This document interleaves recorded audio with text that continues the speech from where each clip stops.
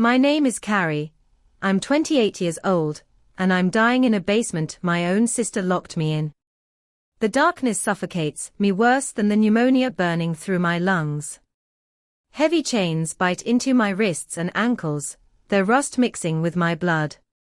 Each breath feels like drowning in fire. Above me, footsteps creak across the floor. Diana's checking if I'm still alive. That's when the horrifying truth hits me. My sister has been poisoning me slowly for months. Before we dive deeper into this nightmare, I want to know where you're watching from today. If this story resonates with you, please hit that like button and subscribe to hear more incredible true stories of survival. What would you do if your own family turned against you?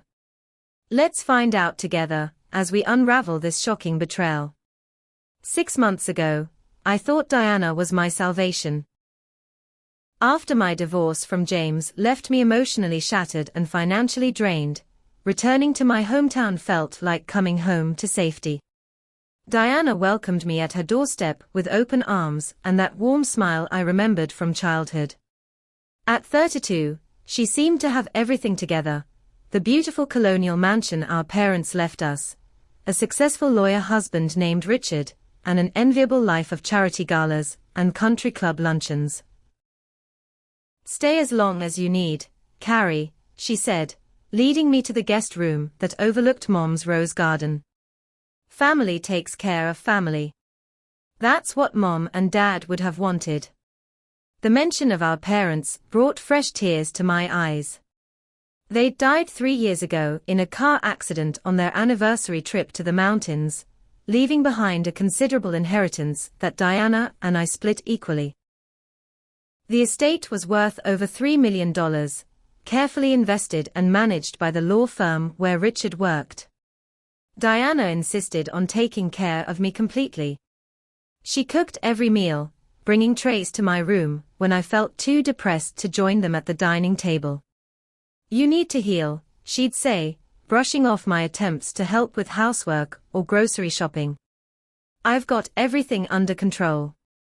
Her mothering felt excessive, but I attributed it to her way of coping with grief. We'd both lost so much. The first signs of illness crept in slowly. Fatigue that went beyond emotional exhaustion. Dizziness that made the room spin when I stood too quickly. My hands trembled when I tried to hold a coffee cup. Diana noticed immediately, of course. She scheduled an appointment with Dr. Morrison, a family friend who'd known us since we were children. His office smelled like leather and antiseptic, a combination that made my stomach churn. Post-divorce stress syndrome, he diagnosed after a cursory examination. Very common in women your age. "Diana's taking excellent care of you, I'm sure." What I didn't know then was that Diana had already prepared the groundwork for my destruction. 2 weeks after I moved in, she'd convinced me to sign power of attorney papers, just in case my depression worsened. "It's temporary," she assured me, her manicured hand squeezing mine. "Just until you're back on your feet. Someone needs to manage your share of the inheritance and pay your bills while you recover." In my vulnerable state, it seemed logical. Diana had always been the responsible one. James called several times those first weeks, but Diana always answered my phone. "He's trying to manipulate you," she'd say, deleting his messages before I could hear them. "The divorce is final. You need to move forward, not backward." When my best friend Emma wanted to visit from the city, Diana intercepted those calls too. "You're too fragile for visitors," she insisted. Dr. Morrison agrees that isolation during recovery is beneficial. The walls of my childhood home began feeling less like sanctuary and more like a silk-lined cage. My symptoms worsened with each passing week. The trembling became violent shakes. The fatigue turned into bone-deep exhaustion that kept me in bed for days. My thick auburn hair, which I'd always been proud of, began falling out in clumps.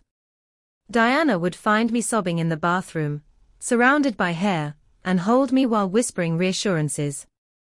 "It's just stress," she'd say. "Once you're better, it'll all grow back even more beautiful."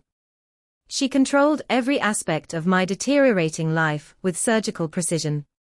My meals arrived on schedule, always prepared by her hands. My medications, prescribed by Dr. Morrison for anxiety and depression, were administered with religious devotion. She even started a journal documenting my mental health crisis, with detailed notes about my crying fits, my inability to leave the house, my growing paranoia about being sick. "It's for the doctors," she explained when I found her writing in it. "They need to understand the full scope of your condition." The day everything began to unravel started like any other. I'd managed to drag myself to the kitchen while Diana was at her book club. My phone, which she usually kept for my own good, lay forgotten on the counter.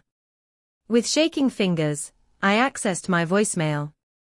James's voice, urgent and concerned, filled my ears. "Carrie, I don't know if you'll get this, but something's wrong with your sister. I hired someone to look into the accident." The brake lines. "Carrie, please call me back. You're not safe there." Before I could process his words, Diana's hand clamped down on my shoulder.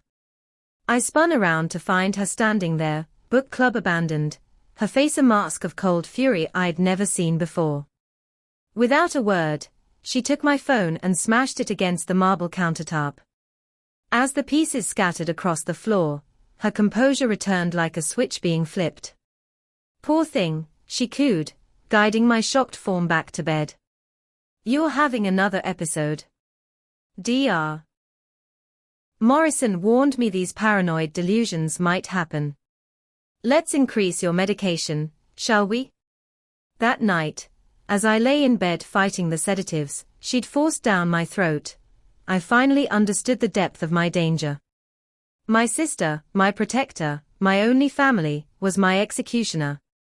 The perfect sister facade had cracks, and through them, I glimpsed a monster I'd never imagined could exist. But understanding came too late. My body was already failing, poisoned by her loving care, and I was running out of time to save myself. The discovery that would seal my fate came 3 weeks later, on a rare morning when I felt strong enough to venture into my father's old study. Diana had gone to the farmer's market, her Saturday morning ritual, leaving me alone in the house. Richard was golfing, as usual. I'd been searching for my passport, hoping to find some way to leave, when I stumbled upon a folder marked, "Estate Planning Confidential," hidden behind dusty law books. My hands shook as I read through the documents. Our parents will contain a clause I'd never known about. If either Diana or I died without children, our share would automatically transfer to the surviving sister. Currently, we each controlled $1.6 million. But if one of us died, the survivor would inherit everything. $3.2 million. Enough to solve anyone's financial problems. Enough to kill 4. The next document made my blood run cold. It was a notice from the State Bar Association. Richard's law license was under review for suspected embezzlement from client trust accounts. Bank statements showed massive gambling debts, second mortgages on the house, credit cards maxed out. They were drowning, and I was their life raft. My death would solve everything. I heard car doors slamming outside and quickly returned the folder to its hiding place. By the time Diana found me, I was back in bed, feigning sleep. But my mind raced with the implications. Every meal she'd lovingly prepared, every pill she'd carefully administered, every doctor's visit she'd supervised. It all made horrifying sense now. That evening, I overheard them arguing in their bedroom. Richard's voice carried through the thin walls. "This has gone too far, Diana. She's your sister, for God's sake." Diana's response chilled me. "She's barely alive anyway." A few more weeks and it'll look natural. Dr. Morrison has already documented her suicidal ideation.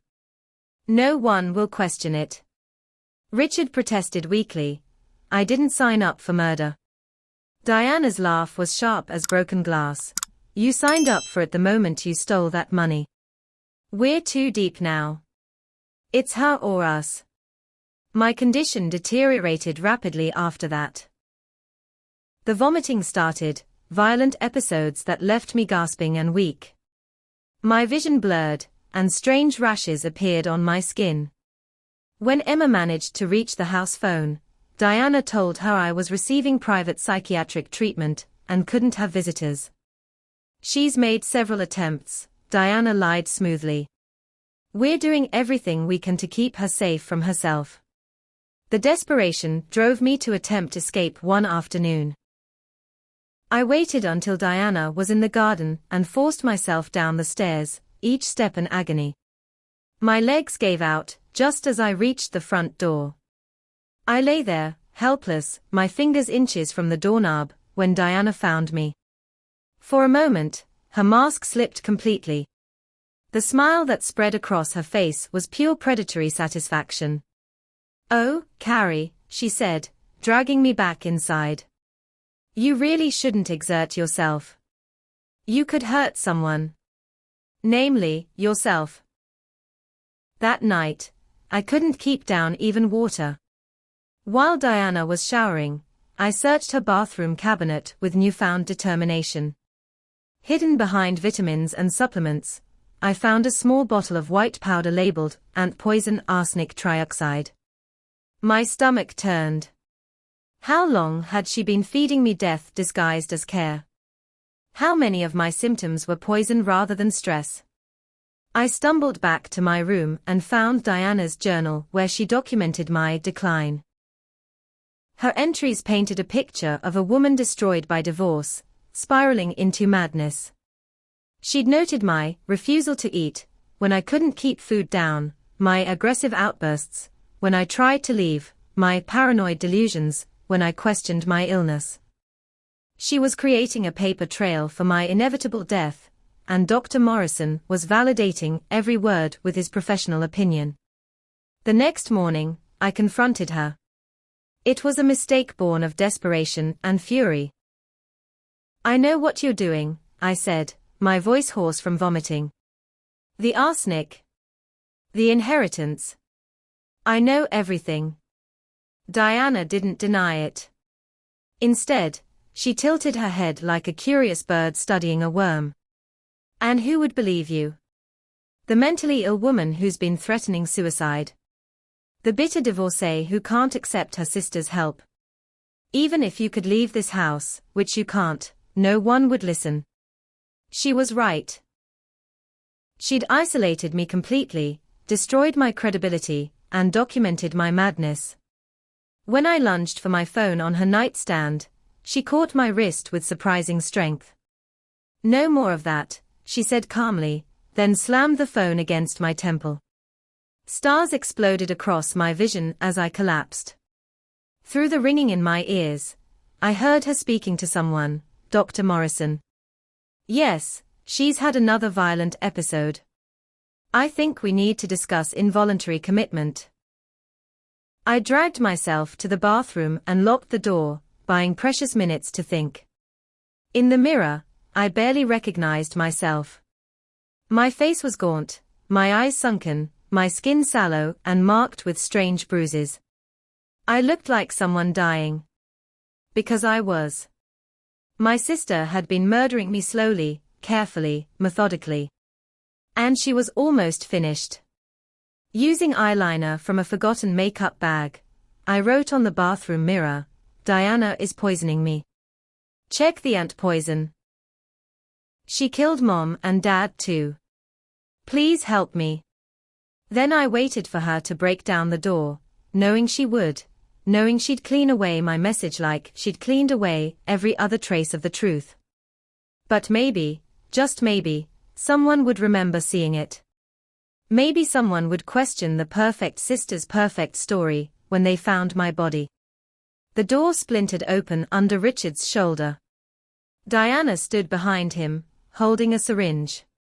Poor thing, she said to her husband. She's writing gibberish on mirrors now. Classic sign of arsenic psychosis. I mean, stress psychosis. Richard's face went white at her slip, but he said nothing. He never said anything that mattered. As the needle pierced my arm and darkness crept in, Diana leaned close to whisper in my ear. You were right about one thing, dear sister. I did kill Mom and Dad. Their brakes were surprisingly easy to tamper with. But you're taking forever to die. So inconsiderate. Just like always. The last thing I saw before unconsciousness claimed me was her smile, bright and beautiful and completely insane. I awoke to complete darkness, and the sound of water dripping somewhere in the distance. The air smelled of mold and rust, and when I tried to move, metal scraped against concrete. Chains. Heavy chains around my wrists and ankles, secured to bolts in the wall. As my eyes adjusted to the darkness, I realized I was in our basement, the one Dad had used for storage, the one that flooded every spring and never quite dried out. Diana's voice floated down from the top of the stairs, casual as if discussing dinner plans. I see you're awake. Welcome to your new accommodations. I thought about the attic, but honestly, the basement suits you better. Dark, damp, forgotten. Just like you'll be soon enough. A battery-powered lantern flicked on, revealing her silhouette at the top of the stairs. She descended slowly, each step deliberate, carrying a tray with water and what looked like soup. You know, she said, setting the tray just out of my reach, I've been planning this for years. Not just since the divorce, not just since the money troubles. Since we were children. She sat on an old crate, smoothing her perfect linen dress. Do you remember when Butterscotch died? Our golden retriever. You cried for weeks. Mom and Dad said he got into rat poison, such a tragedy. But I fed it to him. Piece by piece in his treats. I wanted to see how long it would take, how much he could handle before his body gave out. The chains rattled as I recoiled from her. My throat was too dry to speak, but she didn't need my participation in this conversation. She'd been waiting years to have it. The hardest part was acting sad, she continued. But I learned. I got very good at wearing masks. Good daughter. Loving sister. Grieving orphan. It's exhausting being perfect all the time, but it's necessary. No one suspects the perfect ones.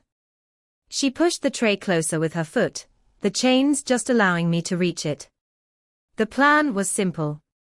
Get you back here, make you sick, document your decline, watch you die. But you're stubborn. Just like Mom was. Did you know she figured it out? The night before their anniversary trip, she confronted me about missing money from the estate. She was going to have the lawyer review everything, maybe even go to the police. Diana's eyes glittered in the lamplight. I couldn't let that happen. A little brake fluid here, a cut line there. The mountain roads did the rest. My voice came out as a croak, Richard knows. The police will figure it out. Diana laughed, genuinely amused. Richard. That pathetic gambling addict. He's more terrified than you are. I have evidence of every penny he stole, every client he betrayed. One word from me and he goes to prison for 20 years. As for the police, they've already been here. Sergeant Williams was very sympathetic about my suicidal sister, who keeps refusing help. I showed him your journal entries, the ones you wrote about wanting to join Mom and Dad. She pulled out papers from her pocket, my handwriting flowing across the pages. Except I'd never written these words. The forgery was flawless. I've been practicing your signature since high school, she admitted. You make your lowercase a's in such a distinctive way. But I mastered it. These suicide notes are particularly convincing. This one's my favorite. Diana tried to help me, but the pain is too much. I can't go on. Please don't blame her for my choice. Touching, right? The soup was cold and tasted strange, metallic. But I was too thirsty to care. Diana watched me drink with clinical interest. Less arsenic now, she said. Can't have you dying too quickly down here. That would be suspicious. No, you need to last another week or two. Long enough for me to establish that you've run away, maybe headed to the city to end things dramatically. I'll play the distraught sister searching for you. Then, when they find your body wherever I decide to put it, everyone will say how hard I tried to save you. I found my voice, hoarse but defiant. Emma knows something's wrong. James knows about the breaks. You won't get away with this. Diana stood, brushing dust from her dress. Emma thinks you're in a psychiatric facility. I sent her updates from your phone, which I still have. Very encouraging updates about your progress in therapy. As for your ex-husband, well, he's been harassing your poor sister with crazy conspiracy theories. I filed a restraining order last week. He can't come within 500 feet of this property. She headed for the stairs, then paused. Oh, I almost forgot. Dr. Morrison sends his regards. He's been so helpful with your treatment plan. Did you know he lost his medical license 15 years ago for overprescribing opioids? But he still likes to play doctor for special clients. Clients who pay very, very well. The lantern clicked off, plunging me back into darkness. I'll be back tomorrow with breakfast. Try not to die in your sleep. That would ruin everything. The stairs creaked under her weight, the basement door slammed shut, and I heard multiple locks engaging. I was alone in the dark with the chains, the dripping water, and the growing certainty that my sister had become something monstrous. But I wasn't ready to die. Not here, not like this.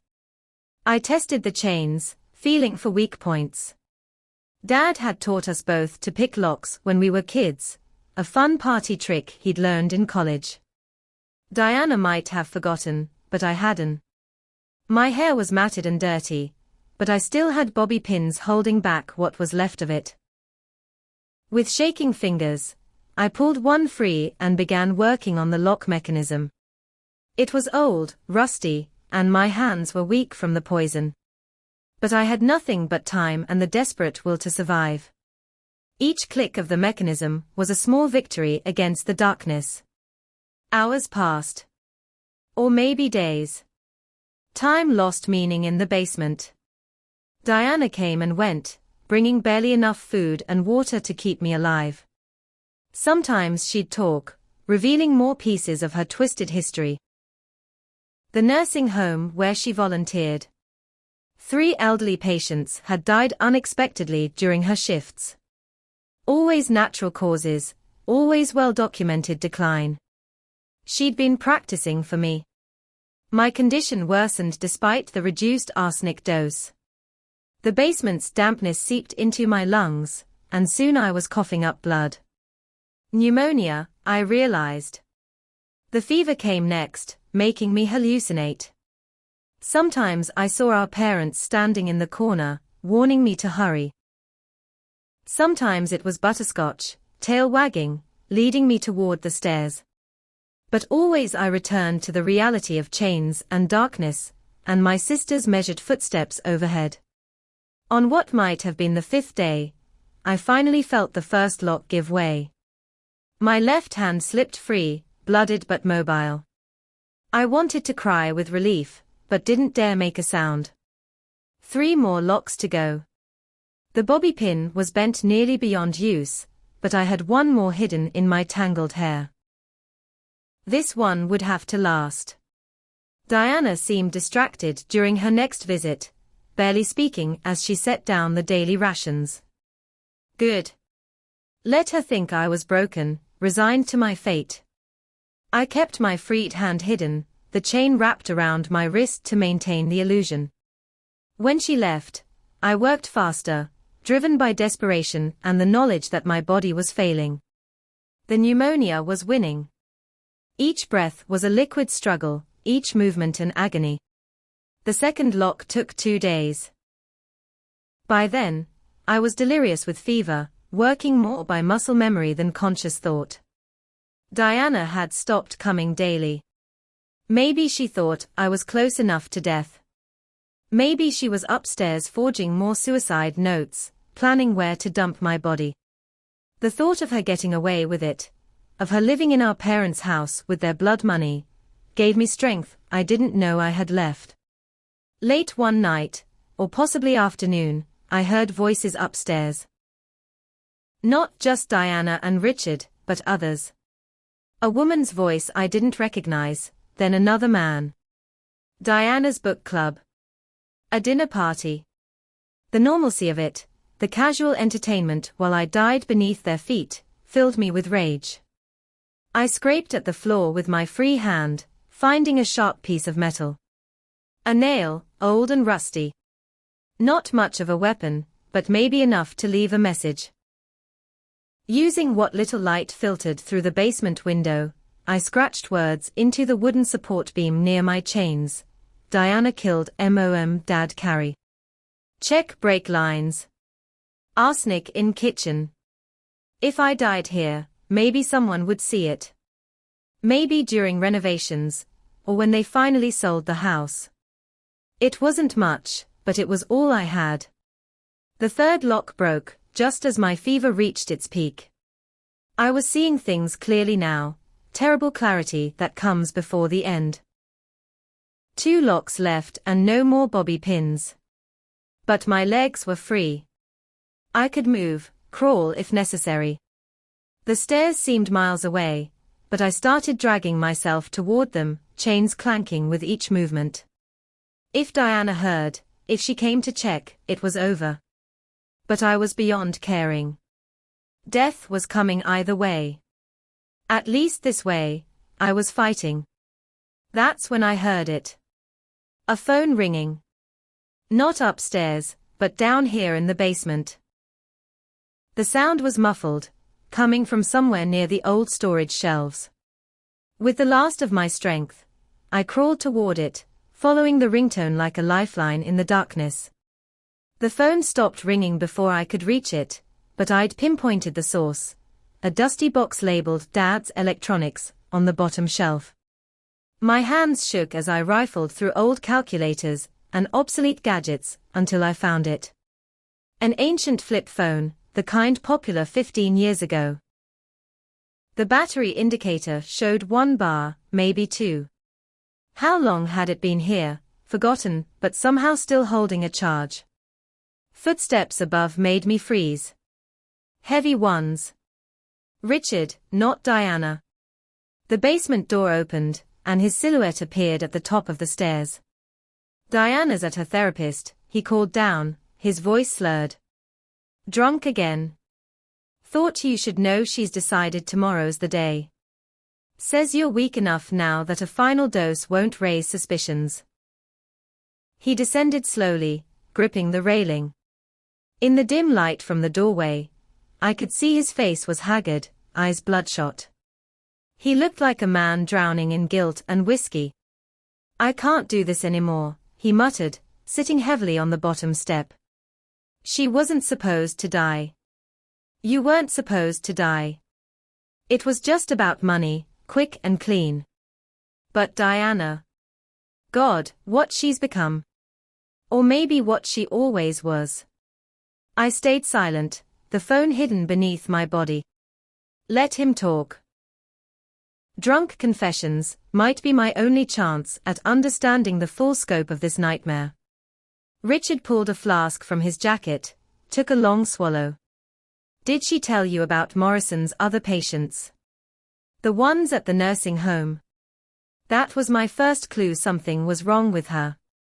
She'd come home from volunteering with this light in her eyes, like a kid on Christmas morning. 3 old ladies died on her watch, Carrie. 3. He stood unsteadily, moving closer to where I lay chained. You want to know the really sick part? She kept trophies. Little things from each one. A brooch, a handkerchief, a prayer card. Has them in a box in our closet like love letters. His laugh was bitter. I married a serial killer. How's that for irony? The lawyer who married a murderer. Help me, I croaked, my voice barely audible. You can stop this. Richard shook his head violently. Can't. She's got everything documented. My embezzlement, the gambling, all of it. Plus, she says she'll tell them I helped plan your parents' accident. I didn't, I swear, but who'd believe me? She's got emails she faked, bank transfers that look suspicious. Diana's always 10 steps ahead. He knelt beside me, and I smelled bourbon on his breath. But I'm not a complete monster. I can't let her finish this. From his pocket, he pulled a small bottle of antibiotics. Stole these from her supply. Been slipping them in your water for days. Figured if I could keep the pneumonia from killing you, maybe something would change. Maybe she'd change her mind or get caught, or just stop. He loosened my remaining chains slightly, enough to ease the pain, but not enough to escape. That's all I can do. I'm sorry, Carrie. I'm so damn sorry. He stumbled back toward the stairs, pausing at the bottom. She killed your dog too. Told me that one night, when she was drunk on wine and victory. Said it was practice. Christ, who practices for murder on a family pet? After he left, I waited until the house settled into silence before pulling out the phone. My fingers fumbled with the unfamiliar buttons. Who to call? 911 seemed obvious, but what if Diana intercepted like she had before? What if they sent Sergeant Williams, already convinced of my mental illness? No, I needed someone Diana couldn't manipulate. Emma. My best friend since college, the one person who'd never stopped trying to reach me. I dialed her number from memory, praying she hadn't changed it. The phone rang once, twice. On the 3rd ring, her voice filled my ear like salvation. Hello. Who is this? Emma, I whispered, tears streaming down my face. It's Carrie. I need help. Diana's keeping me in the basement. She's been poisoning me. Please. Oh my God, Carrie. Where are you? I'm calling the police right now. No, wait. The local police think I'm crazy. Diana's convinced them. You need to come yourself, bring state police or FBI or someone she doesn't know. Bring proof that you've been trying to reach me. She's going to kill me tomorrow, Emma. She killed our parents too. I'm leaving right now. I'll be there in 3 hours. 2 if I speed. Just hold on, okay? Don't let her know you called me. Phone's almost dead. Basement of the house, chained to the wall. Come with backup. She's dangerous, Emma. Really dangerous. The line went dead, the battery finally giving out. I hid the phone back in the box and returned to my position against the wall, wrapping the loosened chains around my wrists to look still bound. All I had to do now was survive until morning. Just one more night. But even with Richard's antibiotics fighting the pneumonia, my body was failing. The fever made everything hazy, and I couldn't stop coughing. Diana arrived earlier than usual the next morning, carrying her medical bag. Today's the day, she announced cheerfully. I've filed a missing person report. Told them you left a note saying you were going to the city to find peace. They are very concerned. I even cried real tears. Aren't you proud? She prepared a syringe with practiced efficiency. This is a special cocktail. Massive dose of arsenic mixed with insulin. You'll slip into a coma and be dead within hours. Then I'll discover you've been hiding in the old garden shed, having taken your own life. Tragic, but not unexpected given your mental state. As she approached with the needle, the basement door burst open. Not Emma, not yet. Richard stood at the top of the stairs, holding a gun. His hands shook, but his voice was steady. Put it down, Diana. I can't let you do this. Diana turned slowly, seemingly unfazed by the weapon. You won't shoot me, Richard. You don't have the spine for it. Besides, you're as guilty as I am now. Accomplice to murder, remember? I never wanted this. He shouted. You said we'd contest the will legally. You said we'd find another way. But you're sick, Diana. You've always been sick. She laughed, that tinkling sound I'd once found so pleasant. Sick? I'm practical. I'm solving our problems. Your problems, specifically. Unless you'd prefer prison. They faced off, neither noticing I'd managed to work my right hand free from the loosened chain. The rusty nail I'd hidden was still there, gripped tight in my palm. If Diana got close enough, if I could surprise her. Richard's resolve crumbled. I watched him lower the gun, shoulders sagging in defeat. Diana smiled triumphantly and turned back to me with the syringe. Men, she said conversationally. So disappointingly weak. That's when we heard them. Sirens. Multiple sirens, growing louder.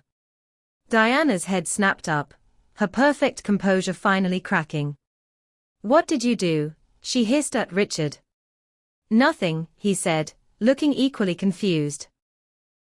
Through the basement window, I saw flashing lights filling the driveway. Red and blue, painting our childhood home in emergency colors. Emma had come through. She'd brought the cavalry. You little bitch, Diana snarled, raising the syringe like a weapon. You're not ruining this. Not when I'm so close. She lunged at me just as the front door crashed open above us. I drove the rusty nail into her thigh with all my remaining strength. Diana screamed, dropping the syringe. It shattered on the concrete floor, its deadly contents splashing harmlessly away. She backhanded me across the face, and I tasted blood. But it didn't matter. The police were here. It was over. Down here. I screamed with my last bit of energy. The basement. Help. Diana grabbed for the gun Richard had dropped, but he tackled her, both of them crashing into the storage shelves. Years of old Christmas decorations and forgotten memories rained down on them as they struggled. I heard boots on the stairs, saw uniforms flooding into our nightmare. Emma was with them, her face streaked with tears. Carrie. Oh God, what did she do to you? The rest blurred together. Police separating Diana and Richard. Paramedics checking my vitals. The chains being cut. Diana's perfect mask finally, completely shattered as she screamed obscenities and threats. Richard sobbing on the floor, confessing everything in a rush of words. And through it all, Emma's hand in mine, anchoring me to life when my body wanted to let go. As they loaded me onto a stretcher, Diana made one last attempt at control. She's mentally ill, she shouted at the officers. Check with Dr. Morrison. Check her medical records. This is all a delusion. But Emma had done her homework. Dr. Morrison was arrested an hour ago, she told me as they wheeled me toward the ambulance. The state police found 3 other families who suspected him of helping to hasten inheritances. Your sister wasn't his only client. The last thing I saw before the ambulance doors closed was Diana being led away in handcuffs, her perfect hair mussed, her linen dress stained with dirt and blood. She looked ordinary. Small. Nothing like the monster who'd haunted my fevered dreams in the basement. Just a woman who'd chosen evil and finally been caught. The sirens wailed as we raced toward the hospital, toward help, toward life. I'd survived my sister's love. Now I just had to survive what it had done to my body. The hospital room spun in and out of focus as doctors worked to stabilize me. 3 weeks in the basement had pushed my body to its limits. Severe arsenic poisoning, advanced pneumonia, malnutrition, dehydration, infected wounds from the chains. The list of damages read like a medical textbook on torture. But I was alive. Against all odds, despite Diana's best efforts, I was breathing on my own. Emma never left my side during those critical first days. She'd moved heaven and earth to save me, and now she filled me in on what I'd missed. I knew something was wrong when your texts changed, she explained. They didn't sound like you anymore. Too formal, too cheerful. You never use semicolons in texts, but suddenly you were using them constantly. She'd hired a private investigator, a former cop named Marcus Chen, who specialized in family crimes. He'd uncovered a pattern of suspicious deaths around Diana that stretched back years. The nursing home patients Richard had mentioned were just the tip of the iceberg. There'd been a college roommate who'd died from food poisoning, a co-worker who'd had a fatal allergic reaction at an office party Diana organized, distant relatives who'd left her small inheritances after unexpected illnesses. The FBI's involved now, Emma said. They think she might have killed up to 7 people over the last 15 years. You were going to be number 8. On my 5th day in the hospital, Detective Sarah Webb from the state police came to take my statement. She was patient as I croaked out the whole story, from the first signs of illness to the basement prison. Your scratches on the floor and beam corroborate everything, she said. Plus, we found Diana's trophy box. Jewelry, photos, little mementos from each victim. She documented her own crimes. The media explosion was immediate. Black Widow Sister, screamed the headlines. News vans surrounded the hospital. Everyone wanted to know how I'd survived when so many others hadn't. I refused all interviews. Let Diana be the famous one. I just wanted to heal and forget. But the universe wasn't done with revelations. 2 weeks into my recovery, Detective Webb returned with a grim expression. We've finished analyzing your parents' car, she said. The brake lines were definitely tampered with. Tool marks match a set found in your basement. Diana's fingerprints were on them. I'd known, intellectually, that Diana had killed them. But hearing it confirmed broke something inside me. I sobbed for hours, grieving not just their deaths, but the innocence I'd lost. My whole life had been a lie, shadowed by a predator I'd called family.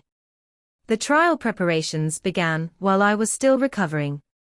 The prosecutor, a fierce woman named Catherine Stone, walked me through what to expect. Diana's hired the best defense team money can buy, she warned. They'll try to paint you as mentally unstable, claim the poisoning was self-inflicted for attention. We need you strong for this. Physical therapy helped rebuild my wasted muscles. Psychological therapy helped process the trauma. Dr. Angela Foster, a specialist in family violence survivors, became my lifeline. What Diana did was a form of intimate terrorism, she explained. She used your trust and love as weapons. Recovery isn't just about healing your body. It's about learning to trust again. Richard agreed to testify for the prosecution in exchange for a lighter sentence. He provided crucial evidence, recordings he'd secretly made of Diana discussing her plans, bank records, showing how she'd moved money in preparation for my death, emails where she'd researched arsenic dosing. I was a coward, he admitted during one of our prep sessions. But I won't be one anymore. 6 months after my escape, I was finally strong enough to return to the house to collect my belongings. Emma came with me, along with 2 police officers. The place looked exactly the same from the outside, our parents' dream home with its white columns and wraparound porch. But inside, it felt like a tomb. Diana's trophies were gone, taken as evidence, but her presence lingered. In my old room, I found the journal she'd kept about my decline. Reading her calculated observations in her neat handwriting made me physically ill. Every symptom lovingly documented, every visitor turned away carefully noted.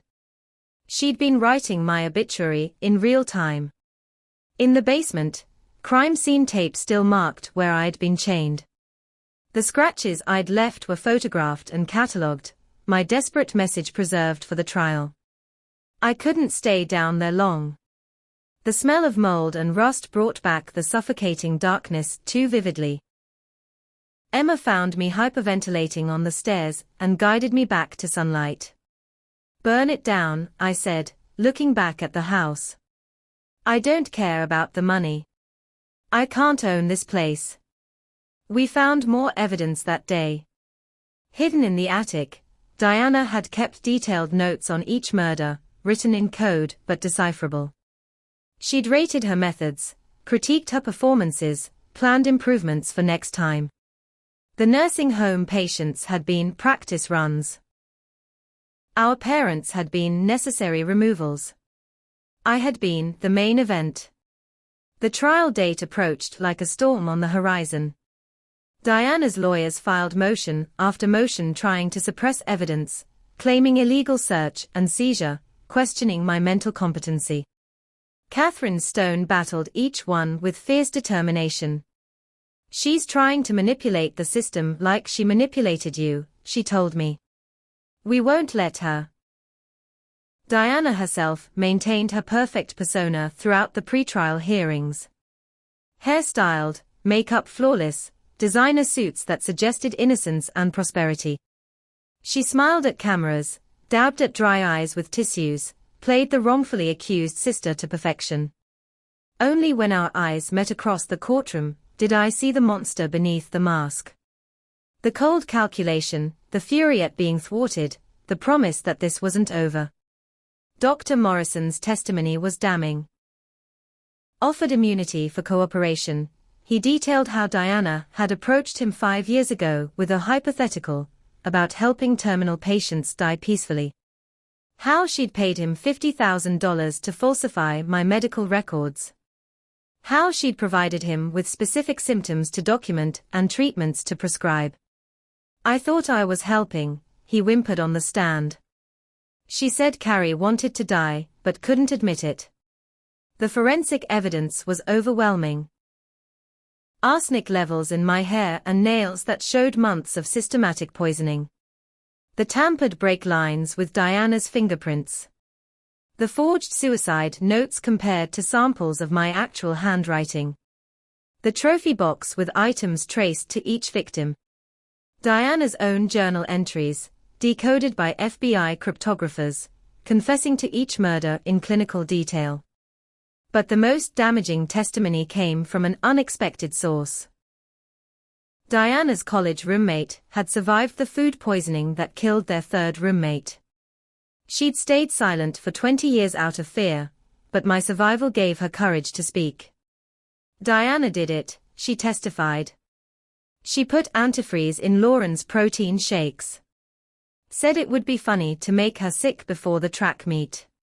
But Lauren died instead.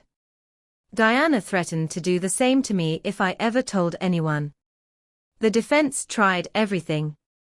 They claimed I'd poisoned myself for attention. That Richard was the real killer trying to frame his wife. That Dr. Morrison had acted alone. That the trophy box was planted. That Diana's journals were fiction writing exercises. But each argument crumbled under the weight of evidence.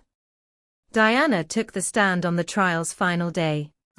She wore white, her hair in an innocent braid, looking like everyone's favorite sister. She spoke softly about her love for family, her devastation at our parents' tragic accident, her desperate attempts to help her mentally ill sister. She cried on cue, beautiful tears that photographed well. She was magnificent in her deception. But Catherine Stone was ready. She walked Diana through each murder, each piece of evidence, each contradiction in her story.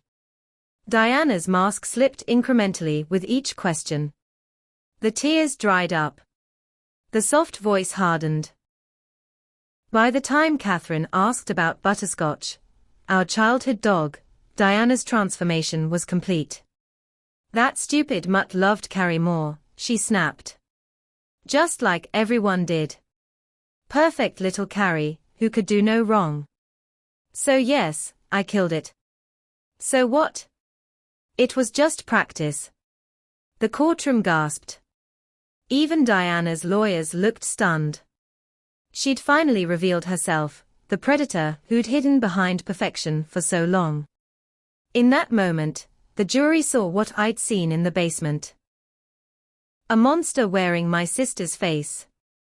The verdict was swift. Guilty on all counts. 8 murders in the first degree, 2 counts of attempted murder, fraud, forgery, and conspiracy. Life without parole, consecutive sentences that ensured she'd die in prison even if she lived to be 1,000. As they led her away, Diana turned to look at me one last time. This isn't over, she mouthed silently. But it was. The hunter had become the hunted, trapped in a cage she'd built with her own cruelty.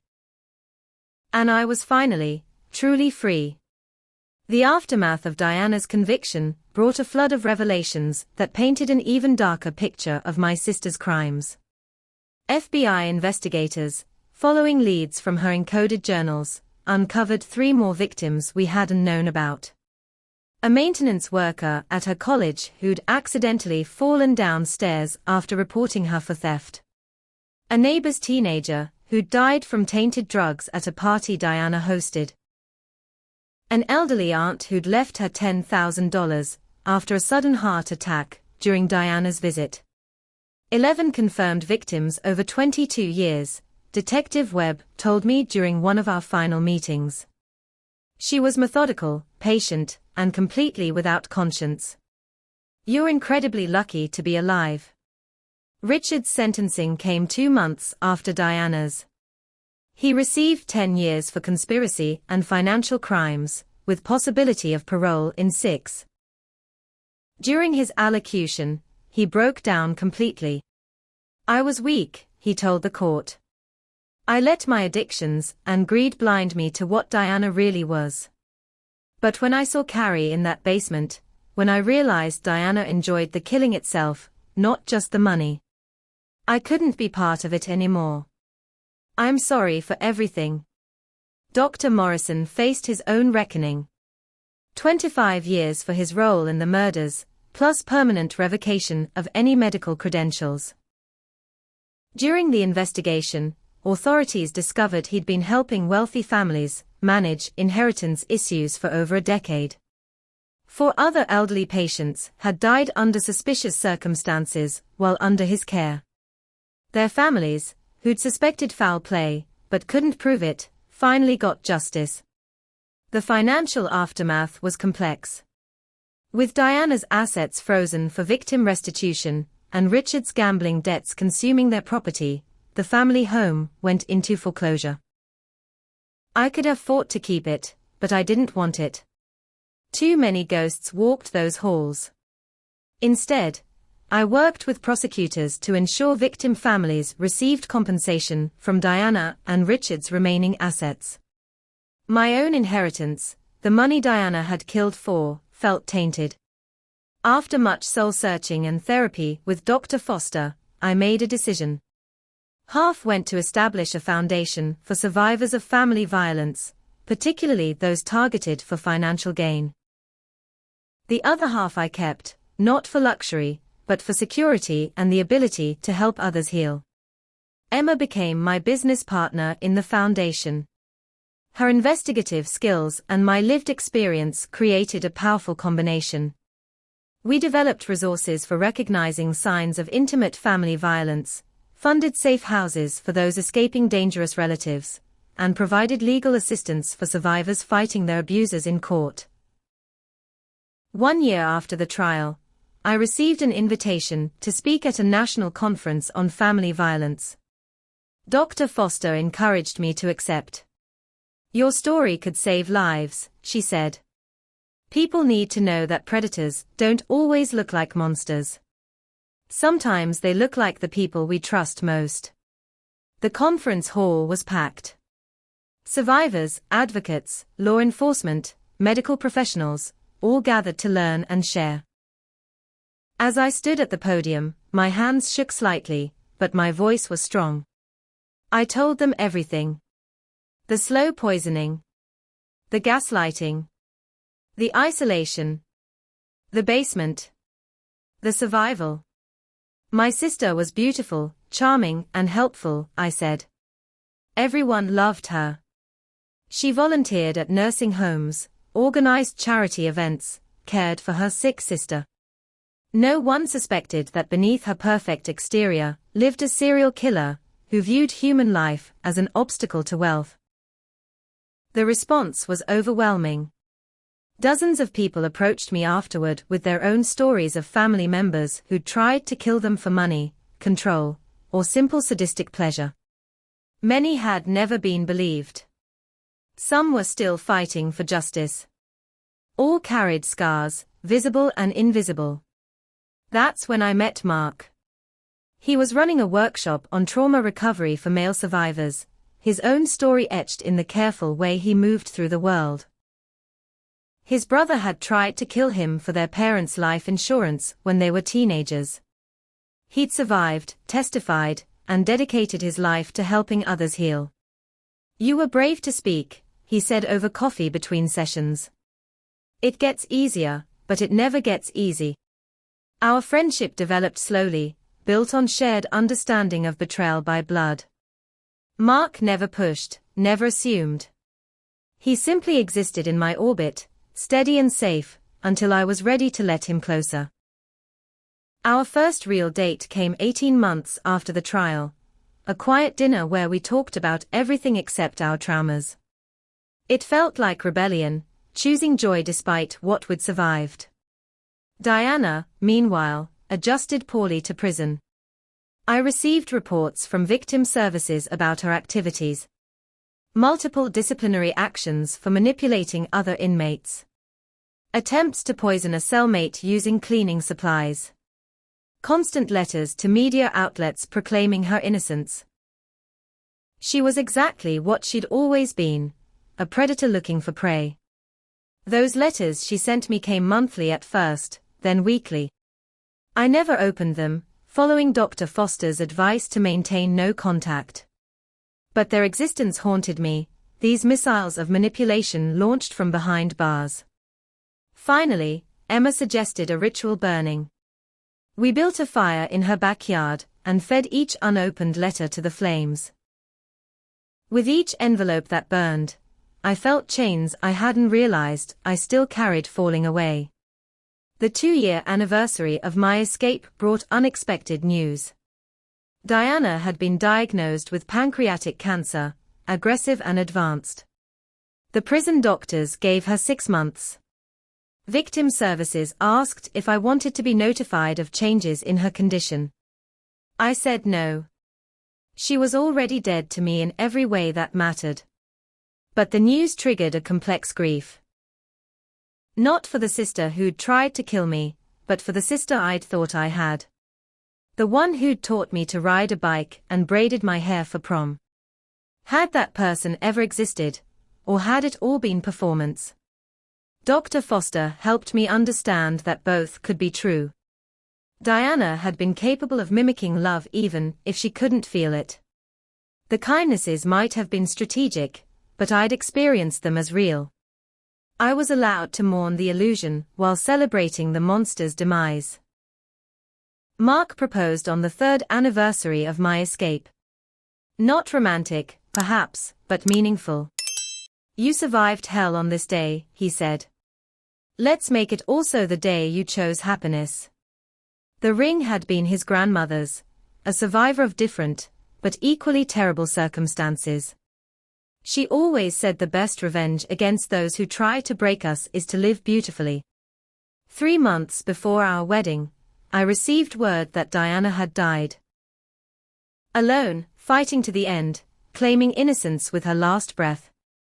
The prison chaplain said she'd asked for me, wanted to pass on a final message. I declined to hear it. Whatever last manipulation she'd crafted could die with her. Her funeral was attended by 5 people, the prison chaplain, 2 guards, a court-appointed attorney, and surprisingly, Richard. He wrote me afterward, saying he'd needed to see for himself that she was really gone. I still wake up sometimes thinking she's standing over me, he confessed. Seeing her in that box, knowing she can't hurt anyone anymore, helped. The wedding was small but perfect. Emma as my maid of honor, Mark's survivor group friends as his groomsmen, Dr. Foster officiating with a beautiful sermon about choosing trust after betrayal. My parents would have loved Mark, I thought. The real parents, not the idealized versions Diana had murdered. During the reception, Emma pulled me aside with news.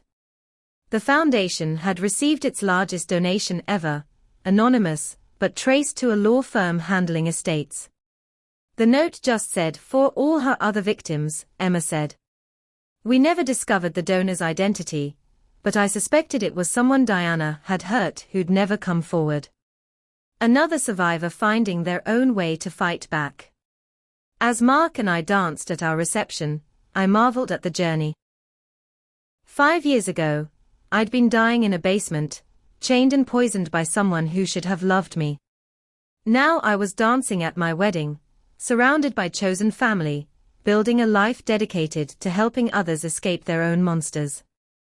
Diana had tried to steal everything from me, my money, my sanity, my life. Instead, she'd inadvertently given me purpose. No more looking back, Mark whispered as we swayed to the music. Only forward. He was right. Diana was dead. Her other victims had justice. I had love, purpose, and a future she'd tried to steal.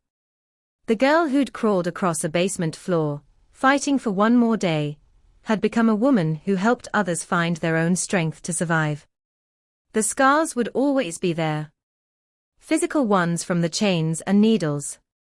Psychological ones from the betrayal and gaslighting. But scars are proof of survival, roadmaps of resilience. Mine told a story not of victimhood, but of victory against a predator who'd underestimated the power of hope and the strength of the human spirit. Diana had been right about one thing in her final basement monologue: I was stubborn. Too stubborn to die, too stubborn to stay broken, too stubborn to let her win even after death. And that stubbornness had saved not just my life, but potentially the lives of every person our foundation would help escape their own family predators. The wedding photographer captured a moment I treasure, me laughing, really laughing, surrounded by people who loved me safely. In that photo, you can't see the scars unless you know where to look. But you can see the joy, hard-won and fiercely protected. The best revenge really was living beautifully. That night, as Mark and I left for our honeymoon, I made a silent promise to my parents, the real ones who'd loved me before Diana stole them away. I would live the life they'd wanted for me. I would help others the way they'd always helped neighbors in need. I would choose love over fear, trust over suspicion, hope over bitterness. Diana had tried to write my ending in that basement, tragic suicide of a broken woman. Instead, I'd written my own, survivor, advocate, wife, warrior. And this was just the beginning. 5 years have passed since my wedding day, 8 since Diana locked me in that basement. Time, I've learned, doesn't heal all wounds, but it does teach you how to carry them with grace. My body bears permanent reminders of those dark weeks. Scars on my wrists where chains cut deep, kidney damage from the arsenic that requires careful monitoring, lungs that still struggle in cold, damp weather. But I'm alive, and more than that, I'm living. The foundation Mark and I built together has helped over 300 families identify and escape financial predators within their own homes. We've partnered with law enforcement to train officers on recognizing signs of intimate family violence that goes beyond physical abuse. The Diana Marshall Act, named after my sister's crimes, now requires financial institutions to flag suspicious changes in elderly clients' accounts when family members suddenly gain power of attorney. I still speak at conferences, though less frequently now. The story never gets easier to tell, but its impact remains powerful. Last month, a young man approached me after a presentation, tears streaming down his face. "My brother's been sick for months," he said. "After hearing your story, I'm getting him tested for poisoning. The symptoms match exactly what you described." 2 weeks later, I received an email. His brother was in the hospital recovering from thallium poisoning. His wife had been slowly killing him for his life insurance. Another life saved because I chose to transform trauma into teaching. Mark and I live in a small coastal town now, far from the mountains where I grew up. Our house is modest but filled with light, nothing like the grand colonial mansion that became my prison. We have 2 rescue dogs, both survivors of their own traumas, who sleep at the foot of our bed and bark at strangers with protective fury. I named them Phoenix and Dawn, reminders that we can rise from ashes and that morning always comes after the darkest nights. The nightmares still visit occasionally. I wake gasping, feeling phantom chains on my wrists, tasting arsenic in my throat. Mark holds me through these episodes, whispering reminders, "You're safe. She's gone. You survived." Dr. Foster, who I still see monthly, calls these trauma echoes. They may never fully disappear, but they no longer control my days. Richard was released on parole last year.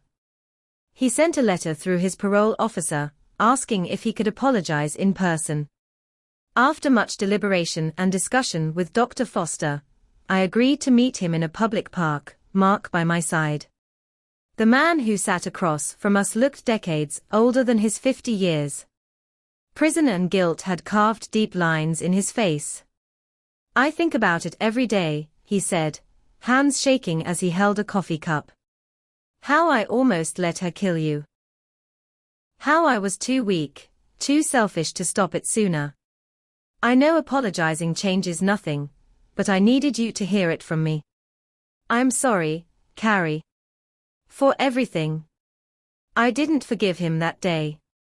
Forgiveness isn't owed to those who hurt us, no matter how remorseful they appear.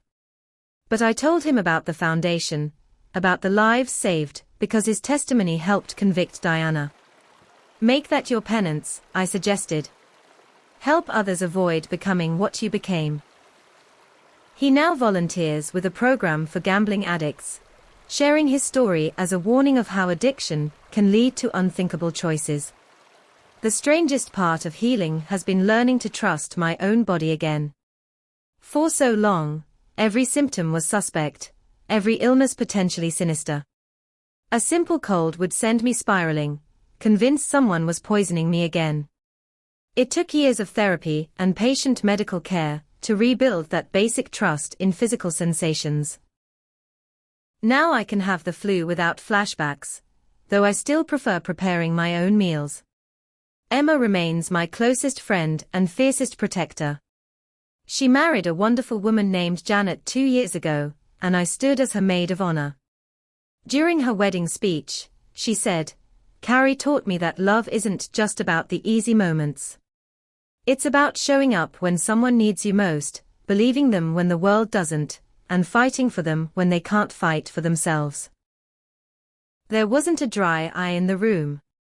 On what would have been Diana's 40th birthday, I visited our parents' graves for the first time since the trial. I'd avoided it, unable to separate their memory from her crimes. But that day, I felt ready. I brought flowers, white roses like Mom always loved, and sat on the grass between their headstones. "I'm sorry it took so long," I said to the carved granite. "I'm sorry I couldn't save you. But I'm living the life you wanted for me. I'm helping people. I'm choosing love. I hope that makes you proud." The cemetery was peaceful, birds singing in the trees Diana would never again walk beneath. For the first time, I could remember my parents without her shadow darkening the memory. The hardest lesson has been accepting that I'll never have answers to some questions. Why did Diana become what she was? Were there signs in childhood I missed? Could anything have changed her path? Dr. Foster reminds me that understanding isn't always possible or necessary for healing. Some people choose evil. The why matters less than surviving the what. I've connected with other survivors of attempted familicide over the years.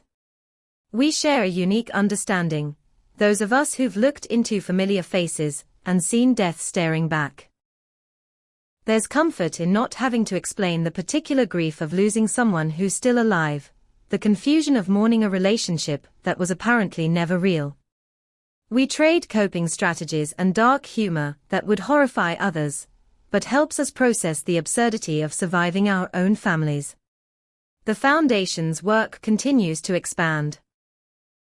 We've published guides for medical professionals on recognizing poisoning symptoms, funded research into family financial abuse, and created support groups specifically for survivors of attempted murder by relatives. Each success feels like another chain broken, another basement escaped. Last month brought unexpected joy. After years of careful consideration and medical consultation about my damaged body's capabilities, Mark and I welcomed our daughter through adoption. Sarah is 3, removed from her biological family after her grandfather tried to kill her mother for inheritance money. The cycle trying to repeat itself, but this time interrupted. Holding Sarah for the first time, I understood something fundamental about breaking cycles. Diana had inherited our parents' capacity for love and chosen to twist it into something monstrous. I'd inherited the same capacity and chose to expand it, to create family beyond blood, to love fiercely but safely. Sarah would grow up knowing that family is about choice, not chance, and that love shouldn't require locks on doors or fear at mealtimes. The basement still exists. The new owners of my childhood home contacted me last year, having found my scratched messages during renovation. They wanted to know the story, to understand what had happened in their walls. I told them briefly, then suggested they paint over it all. "Don't let the darkness stay," I advised. "Fill it with light instead." They converted the basement into a playroom for their children, bright and warm and full of laughter. Sometimes the best revenge is transformation. People often ask if I've forgiven Diana. The question always strikes me as strange, as if forgiveness is something owed to those who try to destroy us. I've made peace with what happened, integrated it into my story, refused to let it define my boundaries. But forgiveness? That's not mine to give. The 11 people she murdered deserve that consideration more than I do. I survive for them, speak for them, live the life she stole from them. On quiet evenings, when Sarah plays with her blocks and Mark reads beside me, Phoenix and Dawn snoring at our feet, I sometimes marvel at the ordinary peace of it all. This wasn't the life I'd planned before Diana's poisoned love intervened. It's somehow both less than and more than what I'd imagined. Less naive trust, perhaps, but more conscious choice in whom and how I love. Less assumption of safety, but more gratitude for each peaceful day. The irony doesn't escape me. Diana killed for money, but the wealth she craved brought her nothing but a prison cell and a pauper's grave. I gave away half of what she wanted and found riches she couldn't understand: purpose, community, chosen family, the quiet satisfaction of transforming suffering into service. She died believing she was smarter than everyone, never understanding that her intelligence, without empathy, was just elaborate emptiness. Sarah calls me Mama now, the word sweet as honey on her lips. When she has nightmares about her own trauma, I hold her like Mark holds me, whispering the same truths: you're safe. They're gone. You survived. Someday, when she's older, I'll tell her my story. I'll explain the scars she sometimes traces with curious fingers. I'll teach her to recognize the signs of those who wear love as a mask while sharpening knives behind their backs. But for now, I simply love her with the fierce protectiveness of someone who knows how precious safety is. I cook her meals with joy, watching her eat without fear. I tuck her in at night in a room with windows that open, doors that lock from the inside, in a house where no basements hide chains.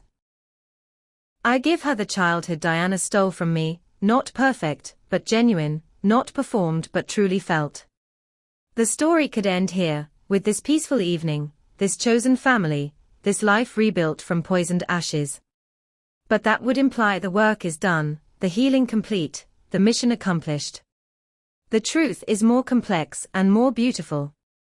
Every day brings new challenges and new victories. Every survivor who reaches out reminds me why I speak. Every family saved from their own Diana validates the pain of survival. Tomorrow, I'll wake to Sarah's laughter and Mark's terrible coffee. I'll check emails from the foundation, plan interventions for families in crisis, maybe speak to another group of medical students about recognizing victims of family poisoning. I'll take my medications for the permanent damage Diana inflicted, not with bitterness, but with gratitude that modern medicine can manage what she broke. I'll live, fully and consciously, the life she tried to steal. Because that's the ultimate truth Diana never understood. Survival isn't just about not dying. It's about choosing to live with purpose, to transform pain into power, to build love on foundations stronger than blood. She thought she was writing my ending in that basement. Instead, she gave me a beginning, terrible and transcendent, that led to this moment and all the moments still to come. 8 years ago, I clawed words of warning into wooden beams, desperate to leave evidence of my sister's crimes. Today, I inscribe different words into the world: hope for the hunted, justice for the dead, healing for the broken. Diana's legacy is 11 graves and a forgotten prisoner number. Mine is hundreds of lives saved and counting. The monsters don't always win. Sometimes, the girl in the basement survives, escapes, and teaches others to do the same. Sometimes, the chains break, the poison fails, and the darkness gives way to dawn. Sometimes, love really is stronger than death, not because it prevents loss, but because it survives it, transforms it, refuses to let it have the final word. My name is Carrie. I'm 36 years old. 8 years ago, my sister tried to kill me for money. She failed. This is what I've done with the life she couldn't take. I've lived it. Beautifully, defiantly, purposefully. And I'm just getting started. What would you do if someone you trusted tried to destroy you? Would you let it break you, or would you find the strength to transform your pain into purpose? Have you ever had to escape a toxic family situation? Share your thoughts below, and please like this video if it resonated with you. Subscribe to hear more incredible stories of survival and triumph.